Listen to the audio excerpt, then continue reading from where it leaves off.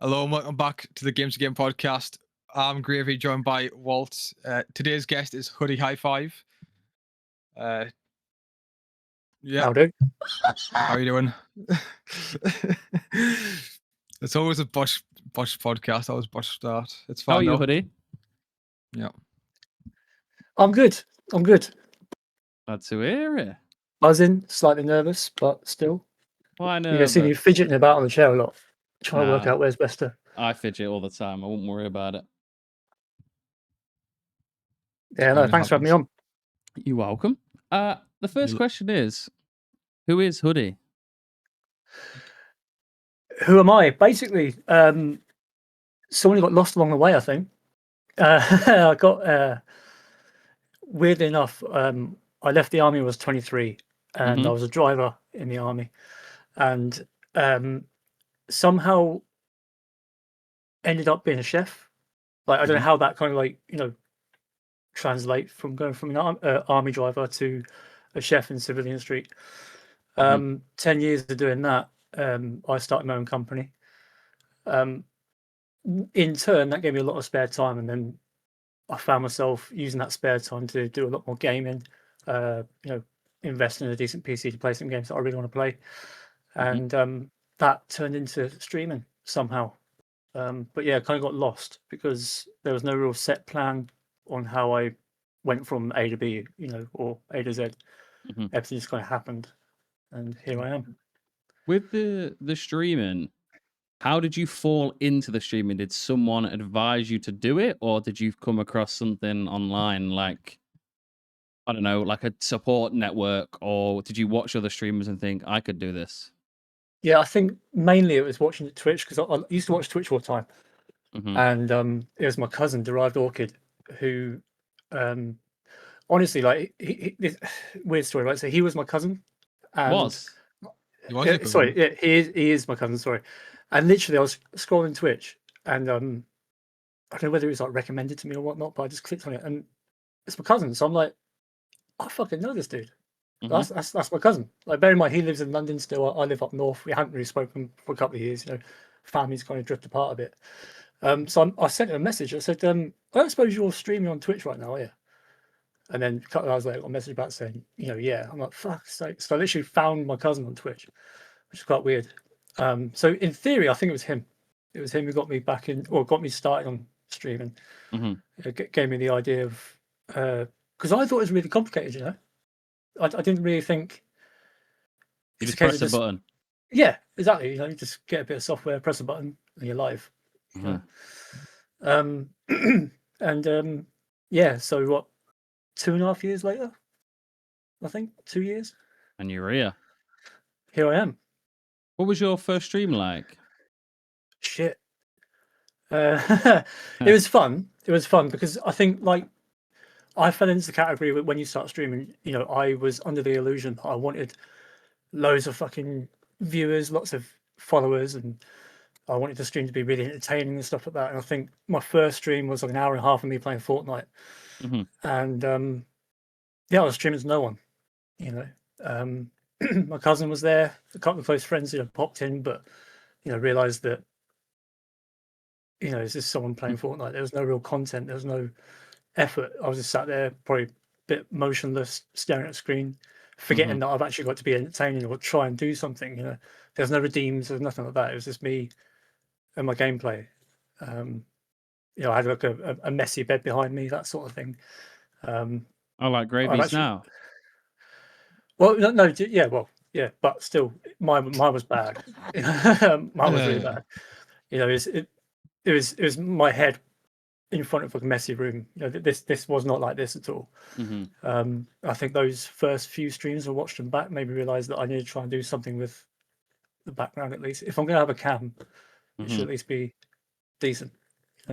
And look, your streams are solid now, like insane background setup, quality, redeems are solid, and now you've just slowly morphed into some top streamer. But it's probably just over experience, right? And just picking up things along the way. Again, I think it's watching other people's streams.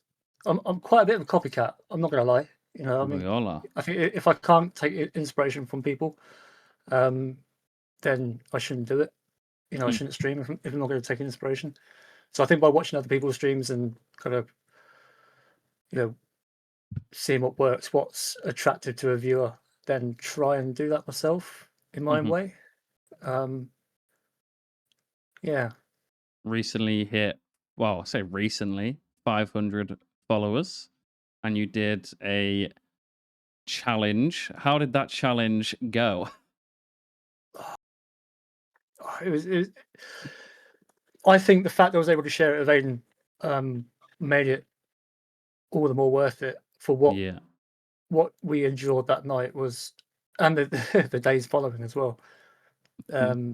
Well, I can't speak for Aiden, but I was not well the day after that one chip challenge. It was gnarly.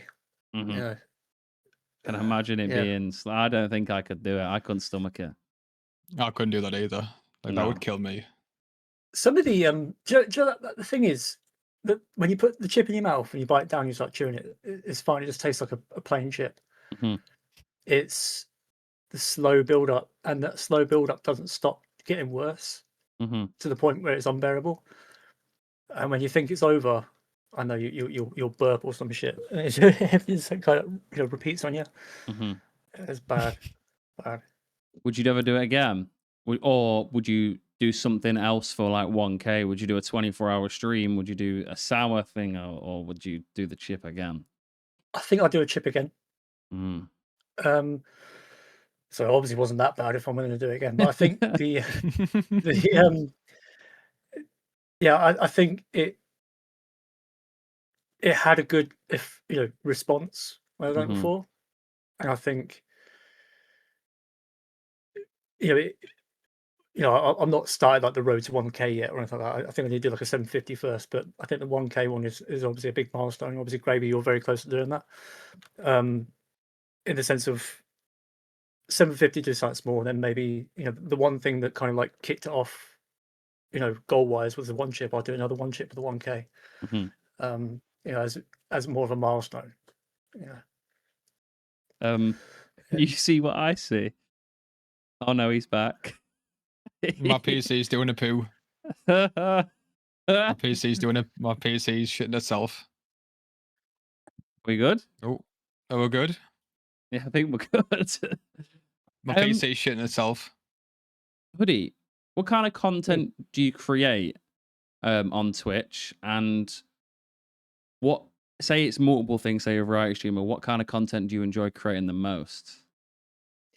It's a weird one, that, because I don't set out to make content as such. I rely on the chat. So my content is purely the chat. So it's the endless posture checks from Gravy, or the endless jump scares from Night, Alpha, Aiden, Gravy. Gravy's name's going to come up a lot in this, but it's that I think makes that's what I got to go on, because one, I'm not like a pro at any sort of game. I enjoy playing games, and I enjoy talking about them and whatnot, but I'm not like a pro at a certain game that people can tune in and say, "Oh shit, Hoodie's playing this game, it's going to be good," because that's not the case. I'm not so much of a completionist. I rely so much on the people who come in and mess about with me. Do you know what I mean? I think that my streams are pretty much dedicated to them. Do you find the chat helps carry the streams a lot? So if it was very quiet, you'd just be kind of just going through the motions of playing a game, but the chat can influence certain decisions and certain games you play, which then obviously in turn makes it more fun and entertaining. Yeah. I think the big thing for me is, well, after my 2-month break, the first thing I did was turn my view account off. Because before then, with the view account on it, if I'm looking at my view account and it's got maybe two or three people in there, and they have to be lurkers, then I felt sort of like, what's the point of being or trying to be hyper or chatting bullshit, or just constantly fucking rabbiting on about a game if no one's there. Turning that view account off has forced me to do an intro, for example. I'll go live now with no viewers, from time to time, And I'll still say, "Hi guys, what's going on? You know, today we're going to be playing this, and we're going to do that. We're going to try and do this. I want to try and complete this part." Whereas before I wasn't doing that, you know. So now, in theory, if I wanted to take that VOD and turn it into a YouTube video, then at least I've done an intro, and it's maybe, you know, striking some interest. You know, if they want to watch it on YouTube or a TikTok or whatever. I think your content's solid. I think that's a smart idea. Always treating it like there's 50 people watching, treating it like there's 1 million people watching. Just try and be the same every stream. Because say you just start your stream and you're like, just doing nothing. If someone does click on your stream at that point, they're gonna be like, "This guy's fucking boring, mate." But if you're like, "Hey guys, how are you?" and someone clicks on, they're like, "Oh, hello, mate. How are you doing?" and then it leads a conversation on, then leads a friendship on, and then they'll turn into a actual viewer. Yeah. Yeah. Have you ever had a moment on stream like that you won't forget, like a funny moment or an oops moment or an emotional moment? Yeah, I think when I hit the 500 followers, Mm-hmm. I think it's probably the one clip that got the most views on TikTok as well. I think the when I was that hyped and that buzzed about hitting a goal that I've been working so hard for. I think it might have even come off the back of one of your raids, well, as well. But I hit that goal. It came up as 500 followers, you know, hit, and I forgot. I just went with it. I mentioned, "Oh, we should just do the one chip challenge now." And it's like a random fucking Tuesday night. You know, I had work the next day and stuff like that. Do you know what I mean? I think that was probably the biggest oops moment for me. I had to kind of talk my way out of it. I don't think Aiden was too pleased either because he'd already hit it. You see, that's what I mentioned about doing it that night. Yeah. But no, I think I think the thing after my 2-month break, my first stream back, I kind of just spawned in. I didn't really like do any sort of like advertising that, you know, I'm coming back. I've had 2 months off. I'm coming back. My first stream back since being away. At the end of that stream, I think that I was quite emotional after that one because I'd missed it. You know, it wasn't a big stream. I had the usual, you know, loyals, you know, my people I consider my best friends in there. But when I ended the live, you know, I kind of thought, yeah, this feels good. You know, I just had to take 5 minutes myself, and it was like, this is what I've missed out on for the last couple of months. How do you feel that you keep the streams fresh? Do you ever suffer with burnout, or you don't want to stream, or is it always just completely random when you're live that it always just feels fresh and fun? I think it always feels fresh. The thing is, I use streaming, and I think a lot of people do the same thing. I use streaming and Twitch as an escape from the day-to-day bullshit that we all face. Like everybody watching this now has got their own personal stuff going on. I hit go live to basically connect with my friends, really, just, and just enjoy a game and chat about it. So it's fresh in that sense. I don't think I can actually say recently there's anything fresh in what I'm doing because I'm still doing the same stuff what I was doing before. I just think I'm looking at it differently now. I'm appreciating it more. I probably will get burnout, but I'm trying to limit what I'm doing. So I'm doing Monday, Tuesday, Wednesday. I'm doing the double on Monday, Tuesday, and Wednesday, and then I'm leaving the evenings, you know, free Thursday, Friday, Saturday for anything that could be arranged or planned amongst, you know, the community. But my schedule being Monday, Tuesday, Wednesday, you know, sticking it to that. I think if I was going to try and go all in with Monday to Friday, or, you know, throw in a few 8 or 12-hour streams every other week, then yeah, I think burnout's definitely on the cards. But I think I'm managing it a bit more now, being a bit more realistic of what I can do. Bear in mind, I am a dad. You know, I don't have the job anymore, so that's obviously freed up a lot of my time, and yeah, just focus on doing what I like to do, enjoy. You know. Say your stream quality is fantastic, your setup and everything you have. Is there any, like, we've asked this question quite a lot on the podcast, but is there anything you would recommend to someone who is a new streamer or someone who's looking to advance their stream something they should get? Like, I know, for example, you have a small monitor for a chat. Would you recommend that? Is it a stream deck, a foot pedal, like Di said, something for your setup that makes you focused and more locked into stream? Or what's the one piece you would give to someone? I think if you're going to have a cam, Mhm. get the best cam you can get. You With can the afford money. Yeah. with the money. Yeah. If you've got a budget, fine, just use that budget on the cam. hmm If you're going to use a cam, the thing is that I say that for one reason only. I had a very standard cam. It was hmm it was, it was pretty. I can't remember what it was. I think it was literally like a HP, something you plug into a laptop sort of thing. You know, it was I don't even think it done 1080p. But anyway, I had that cam, and hmm I'd done all this behind me. So I got all the LEDs and the HoodieHi5 light and hmm all the decorations, if you like, behind me.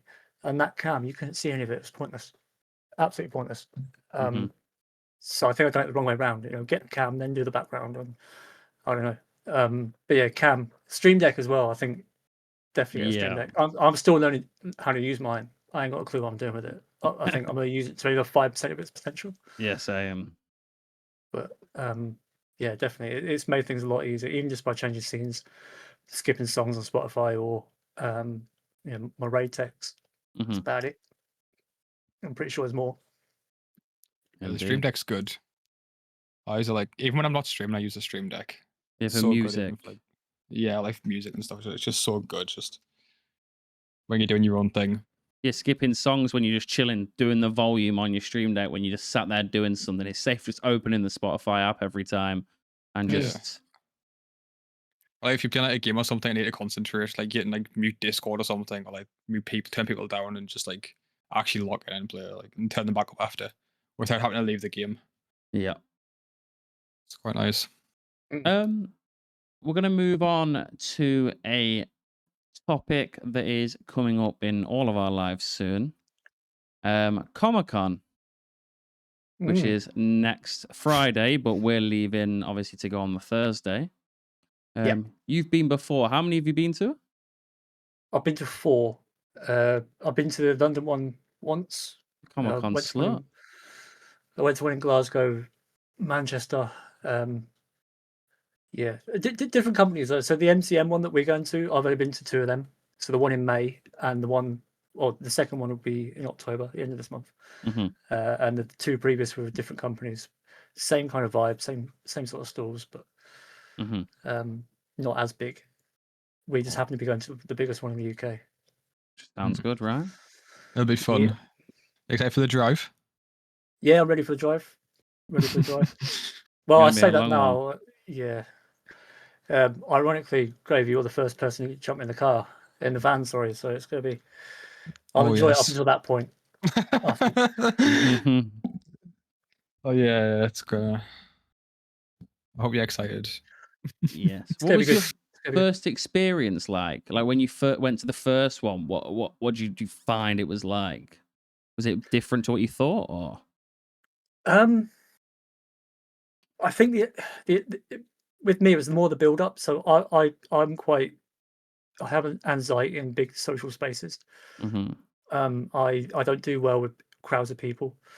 So I think the build up to it, I was shitting myself the whole time because it's going to be crowded. And I'm talking about the first one I went to in Glasgow, the number one. hmm But the thing is, the difference between this and say going to a football game. I used to go to football matches all the time. I used to go to see Spurs play, and Carlisle. When I was younger, somehow I developed this social anxiety after that. You know, um, for some reason, go to con, it's different. Everybody who goes to con is almost on the same sort of like wavelength as you. hmm We're all nerds. We all like to geek out about a certain subject or genre of game, or whether it's anime, whether it's Pokemon, Digimon. hmm It's all there. All the stuff you want to see about any film or TV or media it's all there. So with everybody being on the same wavelength, there's no how do you say it? There's no stereotypes.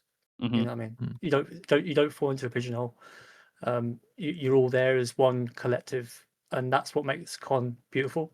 hmm And I think there's a lot of people who go to cons who have these anxieties about things, who get a bit panicky, tough situations, and I think con just allows you to be fluid and free, if you like. You don't feel awkward, I assume. Like if you go to a football game, there might be people who think they're hard as nails, or then there's people who are quiet. There's loads of different. But at Comic-Con, as you said, everyone's a nerd, and no one's I think judging you. I think that's the thing. Football games. A case of I used to go with my brother, Mhm.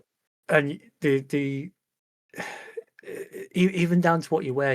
You kind of felt like you had to wear a Stone Island jacket, or you had to wear a certain type of cap. It's that sort of stuff. And if you didn't show what team you're going to support, especially in Tottenham, Tottenham Arsenal games, if it get a bit dodgy, and you always feel like looking over your shoulder, sort of shit. Mhm. Whereas, I use football as an example. I'm the same in like busy shopping centres. Do you Mhm. know what I mean? It's just different. Con, as soon as I went in there, just everything felt released. You just kind of feel right. I'm here to do a thing. Let's do it. Let's Mhm. go see all the stuff that's there. But yeah, definitely Was different. was there any differences between the cons you've been to? I know you said they're quite similar, but was there anything vastly different from the first one to the last one you went to? I think the biggest difference is purely size, which means that the amount of stalls that are there. Mhm. So, XL Arena, they've got two large halls that you can fit an aeroplane in each one, and they're just full to the brim of stalls and people doing, expo. They're showing stuff off, the stuff they're selling or stuff they've Mhm. made or whatever. So the main difference is those ones that are the big event companies that do them ones. Mhm. They have the size, whereas the ones in Glasgow and Manchester, they're done in a lot smaller halls, almost like maybe like a small conference hall. Yeah. So obviously it's a lot smaller. You've got Mhm. maybe got 50 to 60 stands, and then you've got the main stage where maybe the guests weren't particularly picked very well. Instead Mhm. of getting Hollywood actors, you've got people from Coronation Street and Hollyoaks. Do you know what I mean? It's like Yeah, they're good shows, isn't it? good shows, but for the ticket prices, Yeah. Did the size matter, or did you like both of them still? Did the size not matter? they were still fun. I think it's the Yeah. people that make it, because you can walk in and just start a conversation with anybody. Mhm. Yeah. If they're in cosplay as well, you can walk up, can I get a photo with you? And before you know it, you've got a photo next to Boba Fett and Darth Vader, that sort of stuff. It's Oh yeah, brilliant. Boba It's Fett. good fun. Yeah. Yeah. Yeah. Any advice for people who are first time attendees, obviously like me and Gravy? Mm-hmm. Do you have any advice that you'd give to some special folk like us? I think just literally go in expecting to have fun. Mhm. So my first one, I went in thinking I'm going to hate this. It's going to be too crowded, and it is. The thing is, in all four of them, regardless of how the size or space was involved, you are packed in like sardines in a can. You are shoulder to shoulder with people. Mhm. Moving around all the tables. It's very, very close knit. Take deodorant with you. Fuck, please, everybody, just have deodorant with you. It gets warm in there as well. You're basking in people's body heat. It's I'll start throwing it's not. slide tackles if people stink, bro. Yeah, that's it. That's it. But yeah, I think just go in expecting to have a good time, and you will. Mhm. I think that's probably the best advice. Are you excited to meet us lot? I Yeah, know I you can't met wait. Gravy and his missus, and Yeah, now you're we've met. meeting Yeah. the rest of us. Yeah, That's I'm hard for looking a few. forward to it. I think uh, again, it comes into what the same reason why I like to stream, because Mhm. I get to talk to people I consider friends, and to then go and meet these people that we've all invested a lot of time in each other's streams. Yeah. We got to know each other through Twitch, and in Discord and whatnot. Mhm. You go to meet someone face to face. I think the only concern is the expectations there, isn't it? Are we all going to be the same as what we think we are on Twitch, or is there going to be any differences? Or Yep. again, I'm not. I can't wait. it's going to be a pleasure to meet you all.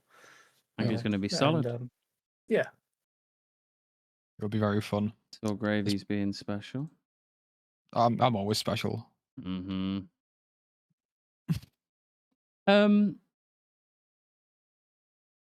We're gonna go to your recent venture, the Whatnot selling streaming.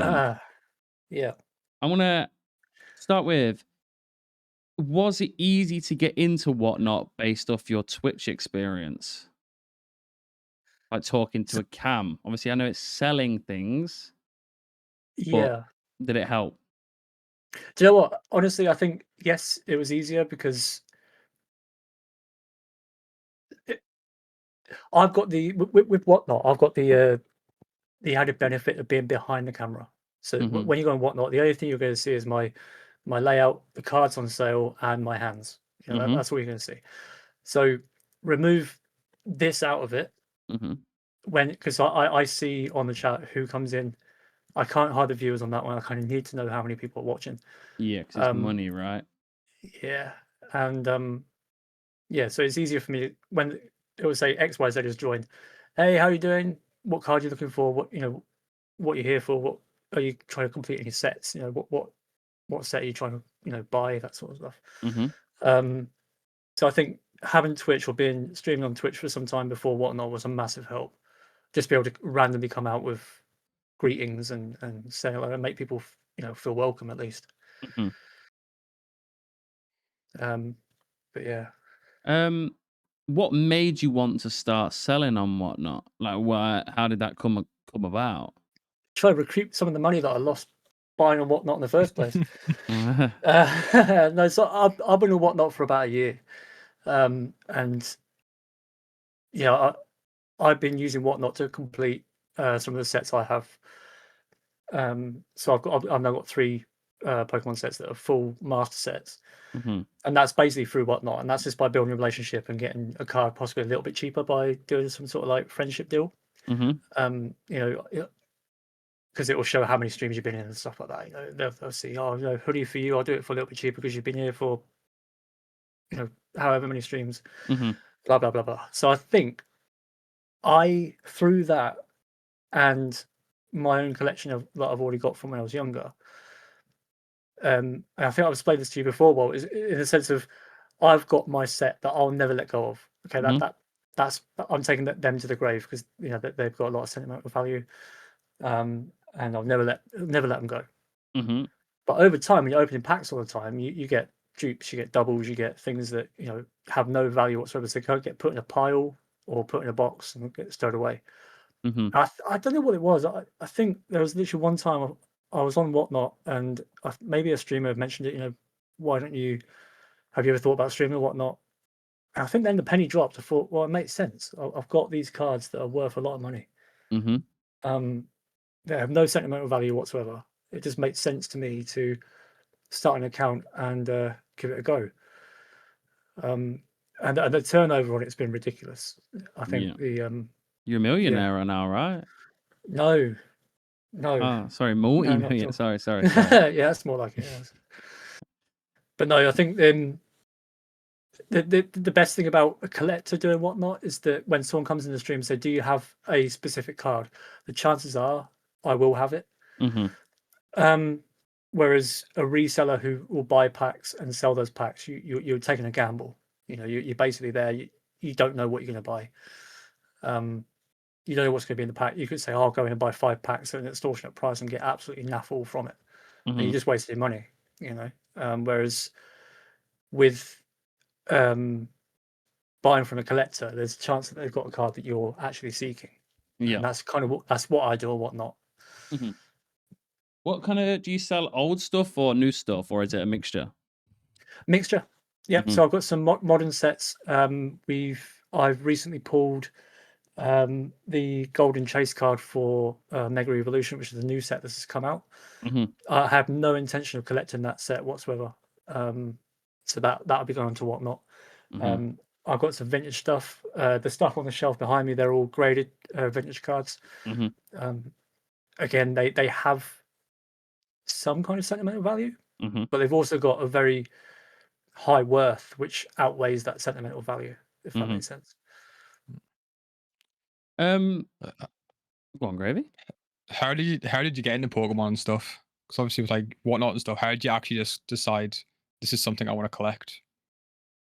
I think with me, I think the first set that got me into it was, trying to think now. Did you know someone who had Pokemon, or was it just you watched it or It wanted was it? me at school. I think it was a vintage, because when I was at school, obviously you can buy base set jungle packs. I think I think it was a base set jungle set that got me into it. They had some stunning cards in that, and it was basically a reprint from the base set, Pokemon, just with a jungle vibe, if you like. Mhm, That was the first set that got me in it. I think I was 15. I started mhm, collecting then. Obviously, I took a massive stop. I stopped for 7 years being in the army. Obviously, a bit busy to collect Pokemon cards, but mhm. yeah, from when I was 15, really, I'm 38 now. And I'm still collecting Pokemon cards. Bit 38. sad. Yeah, 38. You were 48. Nah, 38, mate. 38. Uh, um, what's the best thing you've sold? Obviously, you don't have to say money if you don't want to. Like, what is the big ticket thing that you've flogged on whatnot? The biggest card I sold was there was two. It was the Felt Hat Pikachu Mm-hmm. and the 151 Charizard. That Yeah, was the big one. the felt hat looked good to me, but I was like, I can't justify spending that amount of P's on a card. But someone wants it, don't they? Yeah. So Well, that's it. It went solely 151. I had the base set Charizard as well, but that was a PSA 8. That sold, but it wasn't the big card, if you like. yeah, if it was out of 10, would it have sold for the most to have It would by have a gone for long about shot? 1,800 if it was a 10, Yeah, that's and mad. I didn't even touch the size of that. Do you have any tips for new sellers or things to avoid on the website or on the app, shall I say? Be honest about your cards. If Yeah. you're going to go to Pokemon cards, be honest with them. Explain where you got them from. If you bought it from a pack, if you bought it from a trader, if you bought it through Whatnot and you want to resell it on Whatnot, that's fine as long as you tell people. The issue with the Felt Hat Pikachu was that I bought it from a trader Mm-hmm. and I missed the fact it was damaged on the bottom edge. Mm. And I was stood at the trader desk and I'm negotiating with him. I got a good price with it because I traded in some cards of my own. And I've scanned the card. I've looked at it. And I swear down, I thought, yeah, this is a guaranteed 10. If I got this graded, it's going to be a 10. I think maybe 3 weeks later, looking at the card, massive dent in the bottom. I don't know how I missed it. Maybe I've done it in transit from the card show to coming home. Maybe it was me. I doubt it, but yeah. Is So it I one of think them this. things where it's not obvious to see unless you actually, because you don't ever look for a dent, really, do you? Look for corners or a scratch or something. You don't look for a dent in the bottom of the card. So. Absolutely. I think the thing is, when you look at a card, you got to look at it like a grader would look at it. Mm-hmm. So you look at the surface, you look at the colouring, you look at any sun damage, you're looking at any dents, you're looking at any minor scuffs or whitening on the back of the card because the blue whitening is terrible. Mm-hmm. It happens too often. But I think when I got the Felt Hat Pikachu, I looked at it as a excuse me. I looked at it as a seller, sorry, as a buyer. I Mm-hmm. wanted that card, you know, and at that point, I was buying it to keep it as in my personal collection Mm-hmm. until I found the damage on it, and it was like, nah, I need to try and recoup some of the money at Did you least. get decent money back on it? I think I broke even on that card. So it's not too bad that it's like, okay, well, it's a mistake, but it rectified Yeah, itself, luckily. and that's what I mean by being honest on Whatnot, because I explained that to him. I said I bought it from a trader and I done my checks, and I showed them the damage. I said, look, this is what I found when I got home. It could have Mm-hmm. been me. It could have been the trader hiding it from me. I didn't see it at first, but now I see it. I can't keep this card in my collection because it's not perfect. Mm-hmm. That's why it's for sale. And then they were happy to buy it for. I didn't tell them what I bought it for, but in my head, I broke even, and they were then happy with that. If you're honest with them about how you got your cards and the story behind it, you're more than likely going to sell it. Do you reckon they made money on it, or do they just want to keep the card? Um, I'm not too sure, to be honest. I would like to think they would have kept it for, make a good binder card. Obviously the felt happy Pikachu wasn't part of the set. It was a special one-off card that they done. So there's no real set folder for it to go in. But you got like the Poncho Pikachu's now. They're the new thing. They're the thing that everybody's after, and I'll be looking for them in Comic-Con when I go. Gonna be a good time trying to find Pokemon cards there. There's a few decent stalls from what I've read up on. Yeah, there is. I mean, for it not being a card show as well, I think it's got a good attendance for Pokemon traders. And the good thing about the Comic-Con traders is they don't just do Pokemon cards; they do Digimon, they do all sorts. Oh, they got a lot of. They do sports cards, yeah. Yeah. Oh, yeah. Oh. There's actually sports stands, so you like collectible stuff. Mm-hmm. So I very nearly bought a signed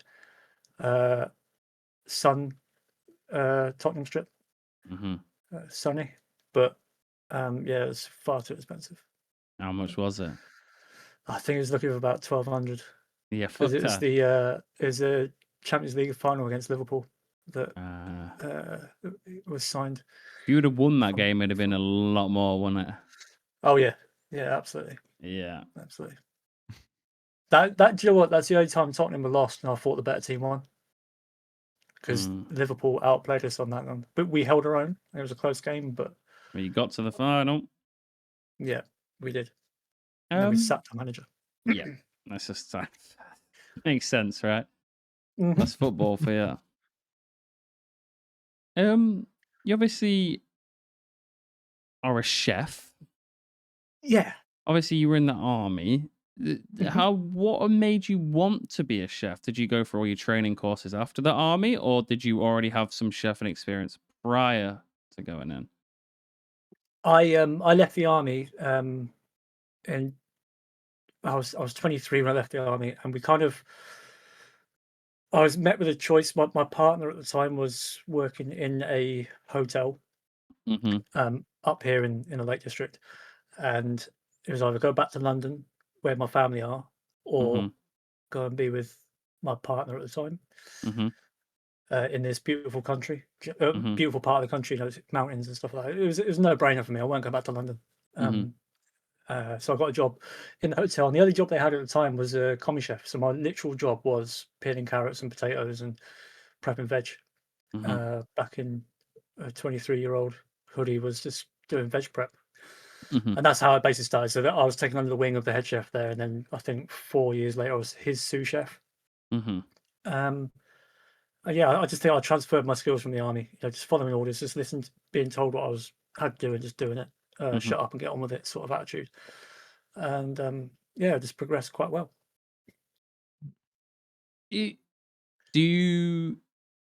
When you started it, did you love it straight away, even just the peeling of potatoes and carrots and whatever, or did it take you a while to like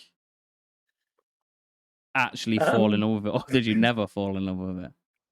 I don't think I ever really fell in love with it. I think I felt comfortable more than anything else, because I think it's the only thing that matched or had some sort of relativity to being in the army. So there was a chain of command, if you like, that you had the person you reported to, which was chef de partie, then he reported to the sous chef reported to the head chef to the executive chef. So that if the executive chef was walking around, you fucking shut up and got on with your job. You didn't muck about, Yeah. So I was able to relate a lot to the army, which was what I'm comfortable with. Long shifts, early mornings, routine, following instructions. So I think it was more being comfortable than loving it, because at the same time I didn't love the army. I just fell into a comfortability with it. I was just became life. Yeah, it was a way of life. I don't think the army's ever really a job. I think it's a way of life. You obviously went from being someone's chef to being owning your own business. How did that go from like working in like a hotel to doing your own business? How did that come about?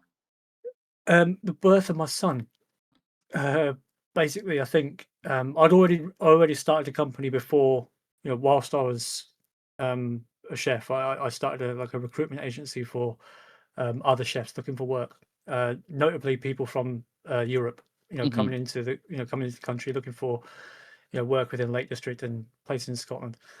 So the company was already kind of there in the background. Mhm. I when my son was born, I kind of again I was kind of at a crossroads. Being a chef, if everybody else is a chef, they'll know it's long hours. You're working when everybody else is off, so it's evenings, it's Christmases, it's Easter. You're always at work when other people enjoy. When it's their time to enjoy themselves. Mhm. When my son was born, I was kind of like, I'm going to miss pretty much all of his early days. Mhm. Like, I did miss his first steps, and I think that was a turning point for me. I think I've had enough, so I kind of used that company that I already had, Mhm. changed it about a bit, and just put it as like chef for hire Mhm. sort of thing, where I was then able to hire myself out to restaurants and cafes or even school cafeterias. I worked in a cafeteria for a short amount of time on temp work, so Mhm. it was almost like an agency that if you contact the agency, you're getting me. You're not Mhm. getting a random person, you're getting me. So I made myself freelance through that company, and somehow I can't really tell you how it happened, but I then started to get asked to do weddings and bigger events. Mhm. I think the first wedding we done was I think 40 people. Hi, we're looking for a chef to cater our wedding. We're getting married at this place. They don't have a kitchen team, but I done that wedding with some Mhm. friends who helped me, on the front of house side. Smashed it out of the park, went really well. And then from that, just wedding after wedding after wedding. And the company kind of evolved into wedding catering, Mhm. solely, you know. Um, so that's kind of how the sort of like transpired and built a rod for my own back. What was the hardest part of running that business? The hardest part is being prepared to be let down a Mhm. lot. Um, Just from staff members.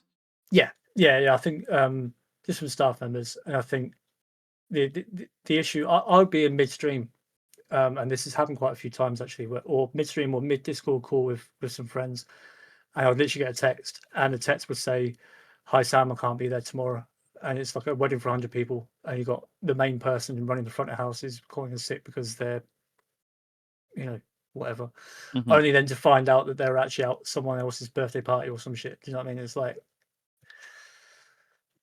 You just feel it shit. just the general bit, the letdown, the unreliability of some people that you, as a business, Mhm. depend on so much. Like,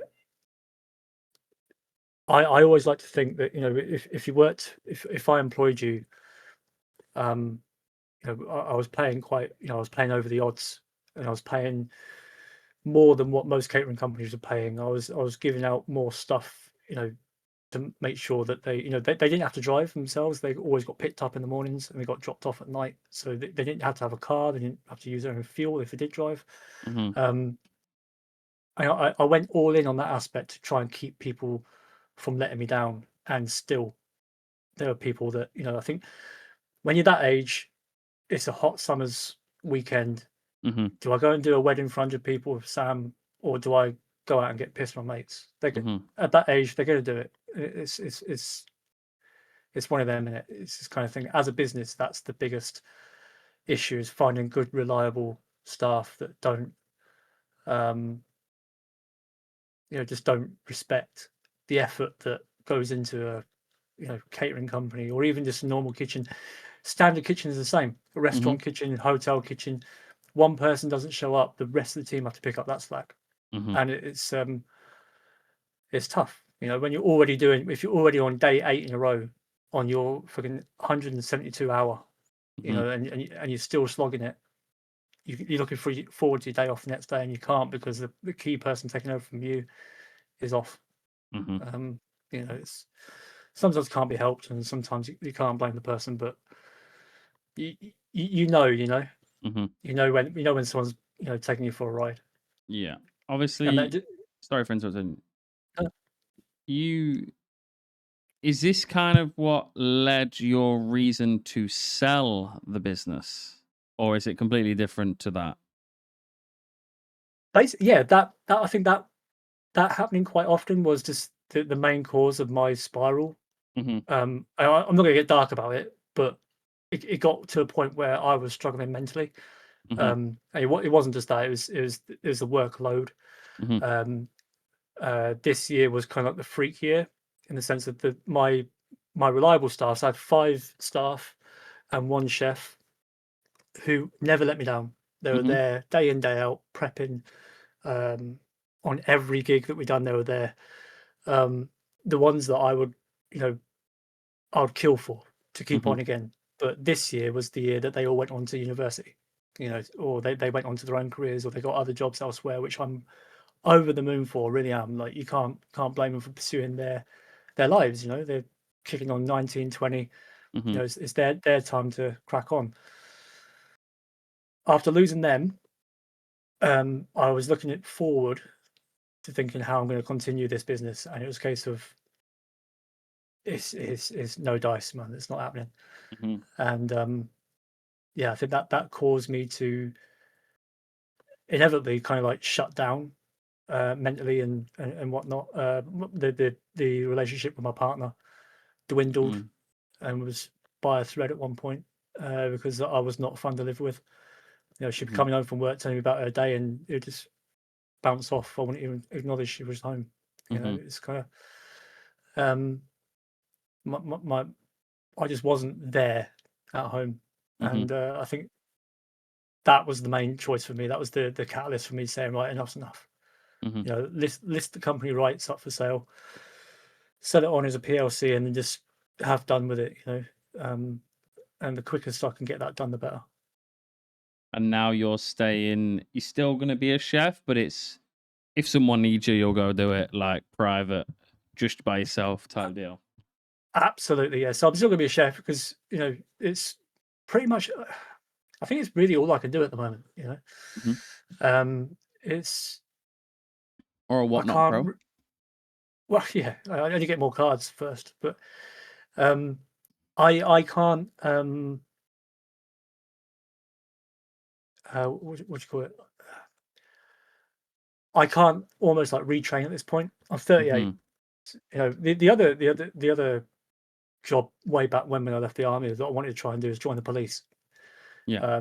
My dad was a copper, um, and I didn't do that. I got a job with the ex at the hotel, and then started that career instead. Being Mm-hmm. 38 now, I'm not saying it's too late for me to do anything, but I think now it's a case of I need to cut what I do, or what I know I should just stick to, just change it. So yeah, Mm-hmm. what basically, long story short, is I'll still be a chef, but I'll be back to my grassroots as like a chef for hire, basically. Mm-hmm. I think you'll Yeah, enjoy that a lot more. Less stress, more family time, more present, and just absolutely. not relying on anyone but yourself. Yes, that's it. I think the key thing for me is being there, from being more present and awake. I was a zombie before, and the realization of it not being able to continue was, made things a lot worse. And now I can go back to taking my son to football practice, or scouts, or have weekends off, which is the main thing for me. Is that when he's not at school on a Saturday, Sunday, we can do stuff. Mm-hmm. And yeah. I think yeah, it's gonna fit your lifestyle a lot better. More, less stress, just more. I think this is gonna improve your life overall.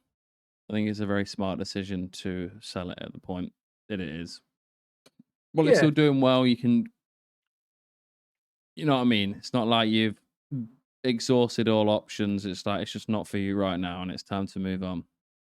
yeah, that's it. I think going back to your question earlier as to the most emotional part, or the time I've had like a most emotional Mhm. experience, if you like, was that first stream back after the 2 months off, where I was selling the company, where I was coming to the realization that it's coming to an end. Find alternative sources of income, that kind of thing. That first stream back, even Mhm. though it was a small one, as soon as I ended that live, it was a case of, yeah, Mhm. yeah, this is good. It felt good.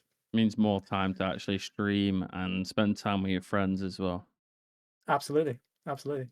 And regardless of how sad it makes me sound, through what I was doing before, the and anybody in hospitality, if anybody's watching this and they're in hospitality industry, your friends become the people you work with. Mhm. Even when you go out socializing, they're with people you inevitably work with. Yeah. When I took that 2 months away, I left my friends because my friend base, or my main people that I turned to if I wanted to chat, they're on Twitch, Yeah. or more realistically, they're on Discord. So it's the Discord calls weren't happening anymore. The chill out at night, that sort of stuff. They just weren't happening, and Mhm. it felt like I lost a fucking limb, man. It was terrible. So yeah, just the being back bit was a massive thing for me. And now you're back and getting slide tackled on Thursday, so Apparently so, yeah. Who's slide tackling me then? we're Who all is it? slide tackling each other. Is it? Oh, he was going to do one big dog pile of slide tackles. Yeah, but we're also going to Yes. stand outside your hotel room with Johnny's on. Okay. It was Okay. nobody's plan. Nobody's plan. Is it? Wow. Yeah, we can't say why it was a plan, but it was a plan. Yeah, it was nobody's plan. Sorry, their plan. What did you take away from the experience of doing a catering company? And what's the one thing that changed on your life? Or Yeah, I think the biggest thing for me is the people I met along the way. So at a wedding, you've got the florists, you've got photographers, you've got the cake makers, you've got the venue staff. I don't think there's one venue in the area we haven't been to, and the people we meet along the way. I think that's why my company did so well in the area, is that the networking, almost the same sort of networking you do on Twitch, right, and support Discords, same sort of stuff. When you go do a gig, the people you meet then recommend you that oh, I'm looking for a chef, and he goes, oh well, we worked for a chef on this last wedding, that kind of thing. And yeah, I think that the networking or the community you build doing that was quite the biggest thing we took away from that. Because even now, even though I'm not doing weddings, if I know someone's getting married and I can't find a florist, boom, I can get them a florist tomorrow. you know people. That kind of thing, It's the connections that you've built along the way instead of the actual job itself. The people you've met, the experiences, the who you know now has improved significantly from just working in a kitchen at a hotel. Yeah, yeah. Do you think you'll miss it? Or are you so far out that you're like, I'm gassed, mate. I can actually do what I want to do? I'll miss the money. Yeah. I think I'll miss the money, definitely. I'm not ashamed to say that. There was a point where I was being a director of a company that employed so many people, and take your average wedding now for catering is about £12,000, and we were doing 2 a week, Yeah. for about 6 months straight, with a Yeah. team to support that, obviously. But yeah, remove the team, there's no money. Yeah, true. But You're it only as pays good as better the than a people normal around you. job. That's basically it. Yep. That is true. What is the biggest difference in your life from moving from, obviously you're still doing chef life, but Mhm. full chef life to streaming and selling cards? Like, has there been, what's the one thing you've noticed shift? Is it mental, like you just feel better? Is it more just so much more locked in with your family? Like, what's the biggest difference in your life since switching from catering to now streaming, doing what you want, selling stuff, family time, etc.? Confidence, massively. Even at a wedding, the director of a company, me, although I was on site, I'd have the chefs doing their thing, the front of house doing their thing. The bride and groom want to come in and say, thank you for the day. I'll disappear because I was, shy. I was, it was that social anxiety thing. You know what I mean? They can say thank you to the team who done the food. I'm not interested. I'll be out. I'll be sat in the van waiting for them to finish. Do you know what I mean? I wouldn't cope well with that sort of situation. Making that switch to what I'm doing now, I feel very more comfortable just talking to people, coming out my shell a bit more. I had it before this. Knight sent me a text saying, well, wants to go for 6 if you can do it. I'm like, yeah, sure, yeah. Straight away, dumb. The dread, the anxiety bit kicks in. The sweaty palms, the pins and needles, and all that shit. It's like, oh fuck, it's happening. It's I happening. bet it got it out of the way as well, so you weren't sitting there for another hour stressing about Oh it. shit, yeah, exactly. Yeah, it's almost like a good thing because I thought, yeah, nice, yeah, we get it done. Rip the band-aid off. What was the best thing you've ever cooked? Like, okay, or let me rephrase that. What is the thing you would like making the most as a chef? So there's one thing we done as a starter, and they were ball ache to make, but the reaction we got when we made them is basically a runny in the middle Scotch egg. So it'd be a soft boiled egg encased in sausage meat, and then that'll be breadcrumbed and deep fried. Did you make that on stream once? Yeah, I was making them on stream. Yeah. Okay, yeah. Done it once on stream.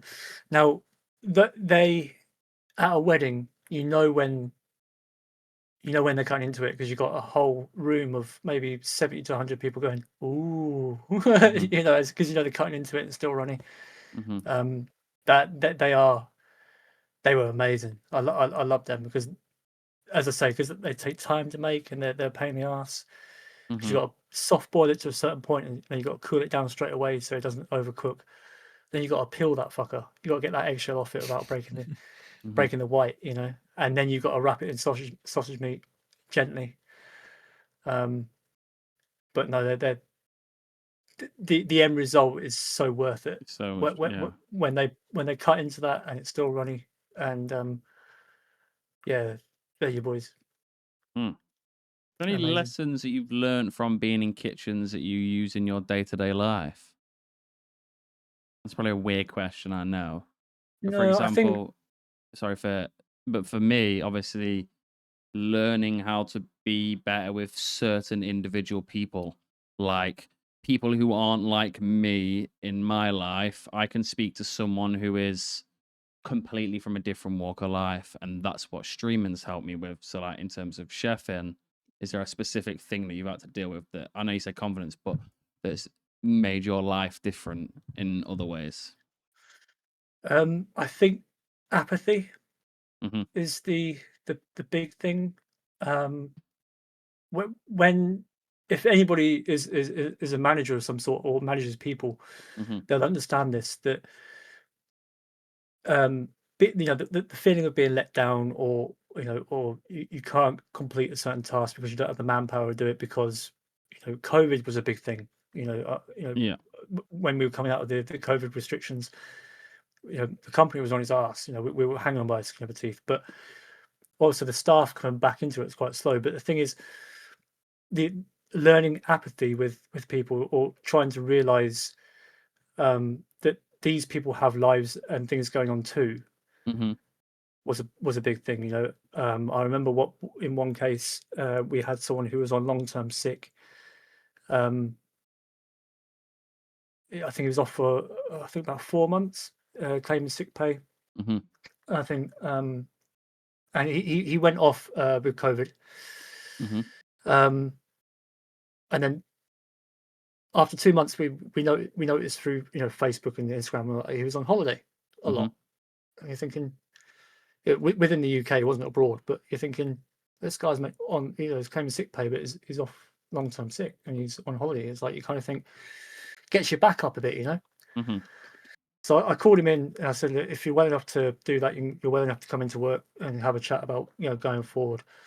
Only to realise that he'd actually his partner, he lost his partner through COVID. as Mhm. well during that time. So he wasn't on holiday; he was visiting the rest of his family, getting some time away. So it was almost that taught me a lesson in the sense of, one, jumping to conclusions, two, respecting the fact that people got shit going on, man.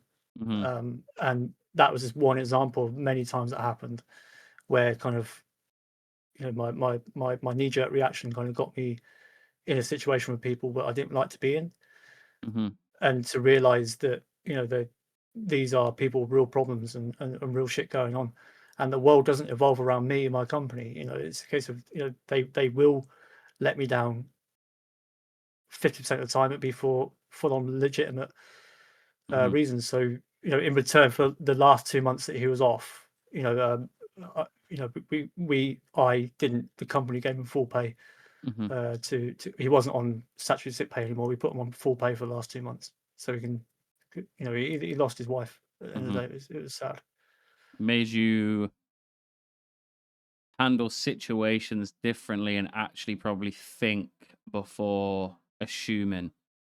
Yeah, Which probably made you absolutely. too Yeah, nice in other aspects, though, I can imagine, because sometimes when you need to think a certain way, I bet you sometimes flick to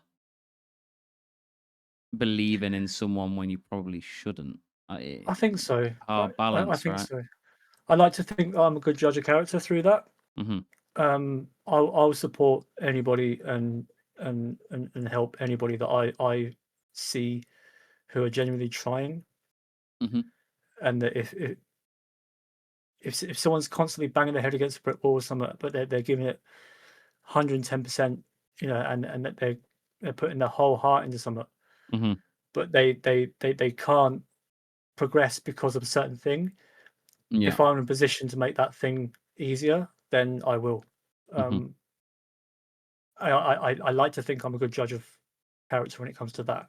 Mhm. Probably not a good judge of character in other aspects, but I do watch from a distance, and I do see things that I kind of, you know s- could possibly have the power to make a bit easier. Mhm. How do you handle burnout and fatigue? Have a tug. Have a tug, Um, take away. no, I don't know. I think I did burn out. I think that's why I had to take 2 months off. Obviously, there was the issue with the company going on, the sell and the change of situation privately. Mhm. Um, to try and keep streaming during that as well was impossible. Or even keep up relationships was, you know, near on impossible as well. So which is why I went dark for 2 months. Um, I think that was burnout. I think maybe, and Mhm. so coming back to it, I think to prevent it from happening again, maybe just what I've done is I've restricted how much I stream. Mhm. So I'll smash it out a double Monday, a Tuesday, and a Wednesday, and then I'll try and keep it to that. Mhm. And then probably more not stream, but appear in people's streams if they want me to play with them, sort of Mhm. thing. I want to try and play Project Zomboid with Alpha. Play more games with Aiden. Whilst they stream, I just appear as a Fuck as a, that as a guy. dude. Yeah, dude in the background. You know what I mean? Yeah. Probably the best way for me to avoid my burnout. That kind of Mhm. thing. You're involved in the scene, but not doing too much on your own side. So you still feel involved. You don't feel like you're missing out, but you're not doing too much that you give up That's it. or yeah. That's it. I think it's one of them. I think um, just being active. I think that the biggest thing for me was when I had the 2 months away. I didn't do anything. I stopped Mhm. supporting. I stopped. I very rarely chatted in Discords anyway, but I I wasn't active in Discord at all, like Mhm. private messages or anything. Um, and I was scared that that was going to have a knock-on effect on my channel that I was quite proud of. Mhm. And for whatever fucking reason, there was no fluctuation whatsoever. And I was so humbled by that. Mhm. And so thankful that I did lose followers, and quite rightly so. It's people that I think a couple of Twitch accounts are closed or whatever. But anyway. But the fact I was able to come back and almost come back to something that was paused, not Mhm. forgotten about, but paused, um, was really eye opening for me. Mhm. Which is why, again, I keep going back to it. That first stream back, although it was a small one, was real touching, for me. Mhm. But yeah, I think for your question, burnout, I think I've just reduced how much I was doing, because before I was doing it. Shit, what was I doing? I was doing double Monday, Tuesday, Wednesday. I was doing a Thursday evening, you know, and then a Friday daytime, possibly appear on a Sunday evening as well. Yeah, it's kind of like keep it within my means. I think it's the big thing. Yeah. If you could pick one, Whatnot or Twitch, what would you pick? Twitch. Yeah, I respect it. Yeah, without a That shadow was of a doubt. quick. Yeah, that was quick. Yeah, Twitch, 100%. That's where my people are. You know, if I'm having a shit day, there's a few people that I can pick up the phone to, and I've met them all through Twitch. And the same thing, you know, my phone will ping every now and again from people that I've met on Twitch. You know, and you know, again, everybody watching will be the same thing. You know, they're the met people that they consider friends. You know, me personally, I hold that to a high regard because, as I said, through what I was doing before with the company, I didn't have friends, so to speak. I had acquaintances, I had people I went to drink with, but not people that I could speak to. You know, there's no one. I was never open to talking about shit anyway. But I was, you know, back then there was no one there that I could say, look, man, I'm having a shit day. You know, fancy going for a pint? I need to talk to someone. Never. Now I can. You know. So yeah, I'll drop Whatnot tomorrow if it meant I can keep going on Twitch. Wow, the poor Pokemons, bro. I'll keep the Pokemon. They've been betrayed, bro. So, if you pick your favorite thing about Gravy, what would it be? There's a lot of things to choose from, so take your time. let me get my list out.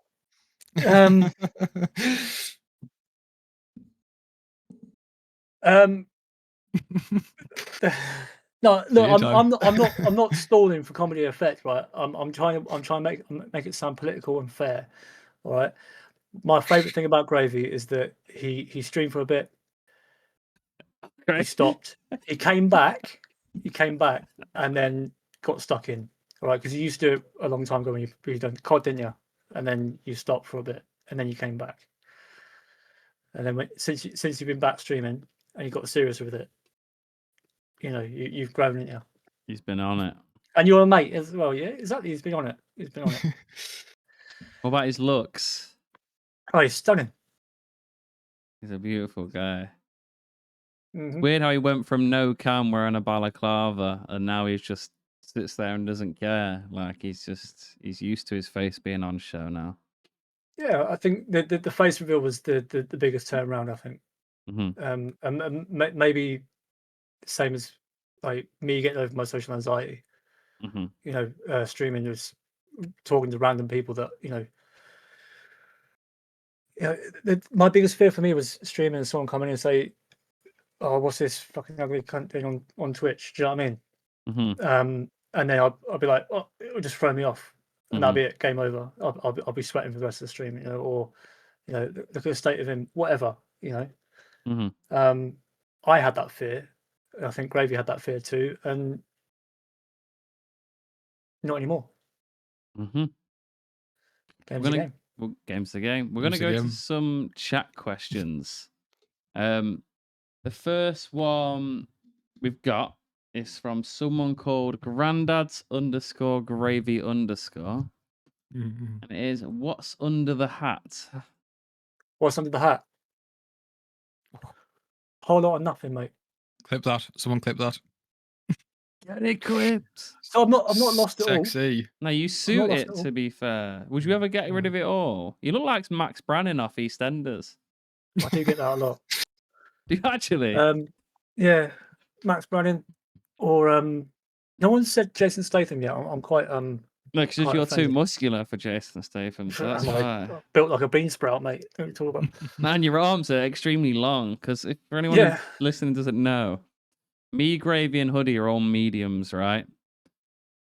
Me and Hoodie are similar height. Hoodie's probably a tad bit taller, but a bit skinnier than me. And Gravy's taller than me, but skinny.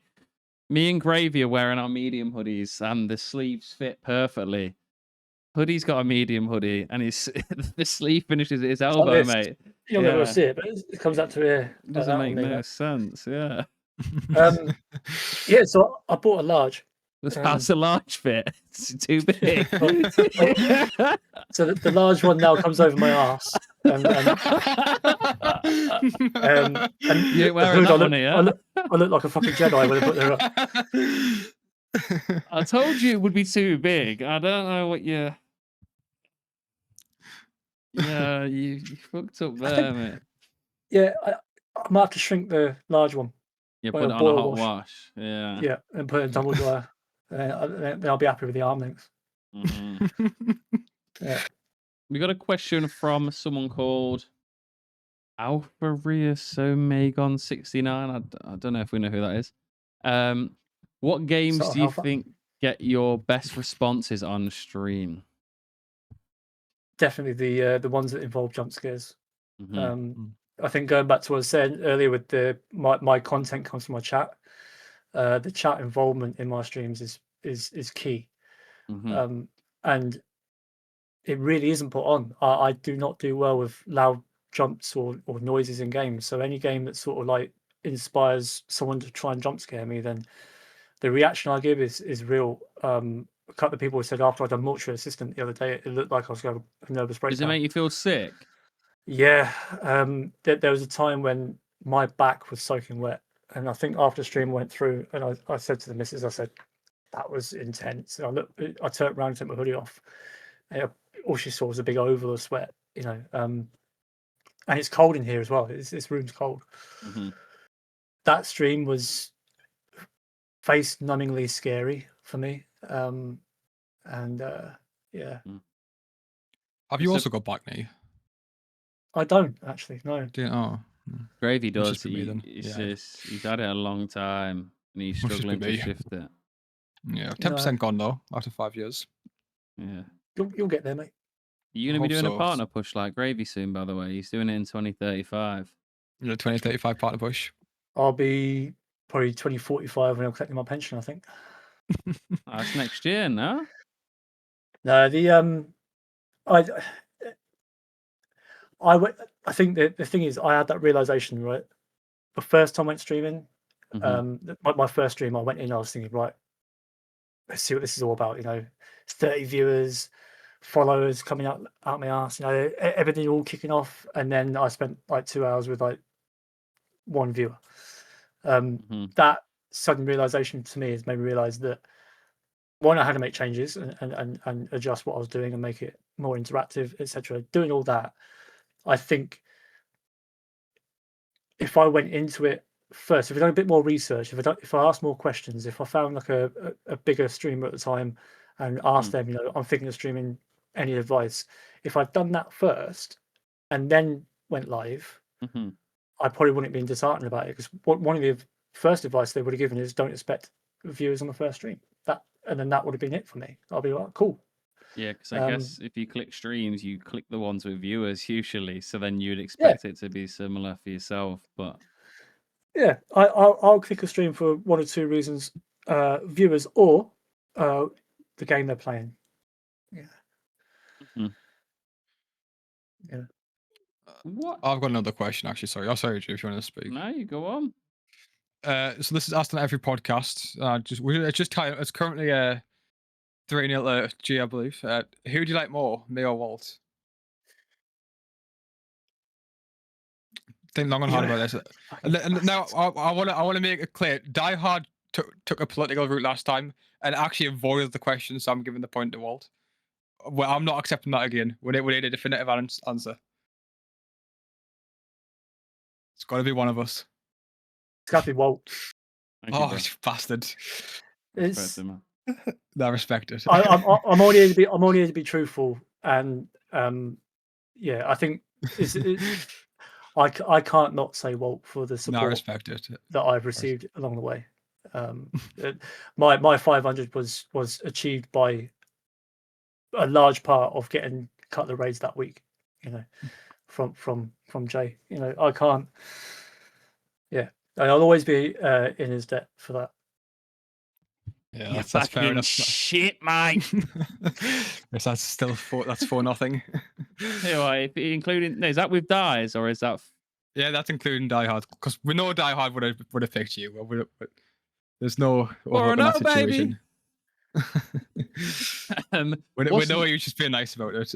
yeah.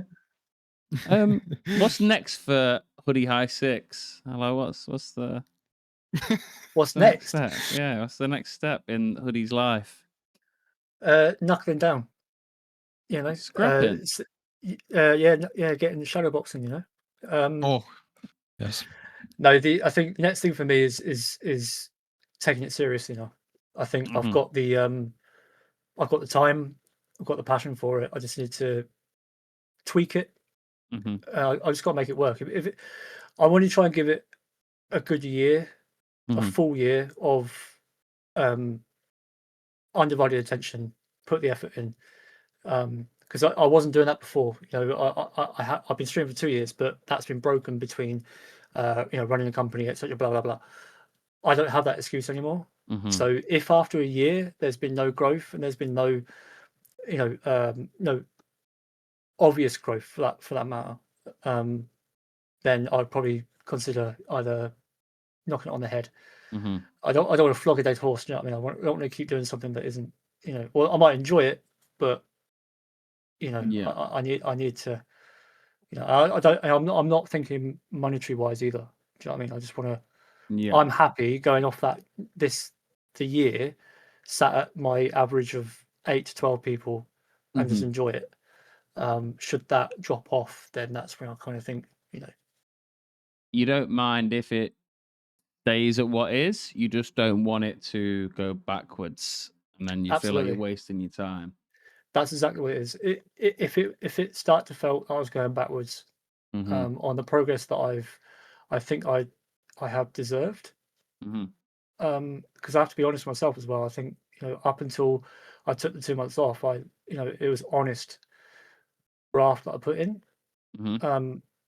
backed up by the massive support of the people close to me. If I give it a full year of undivided attention and it starts going backwards, then I've done something wrong, and that's where I need to hang up the microphone, so to speak. I don't think that's going to happen. I think it's going to keep progressing. I hope so. I hope so. You got good content. I always enjoy it. Thank you. That's As because you you get said, me stretching all the time. It's not content that you force either, so that's what makes it good. Yeah. I try not to. I think just being there, I think, is half the thing. Just being there. I've got the final question. How does it make you feel knowing that your streams make people like they've got a home away from home? Really? Wow.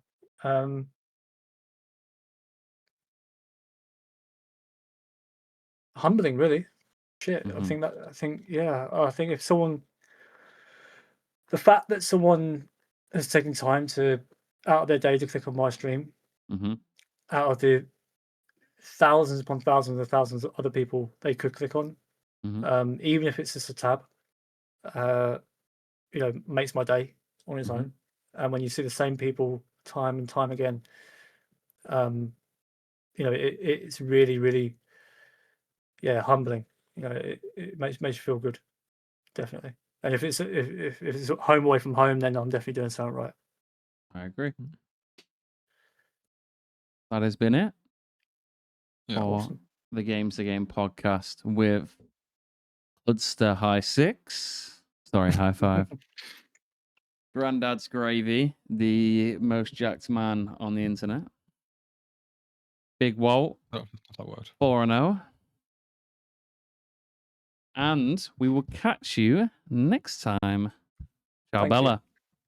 Ciao.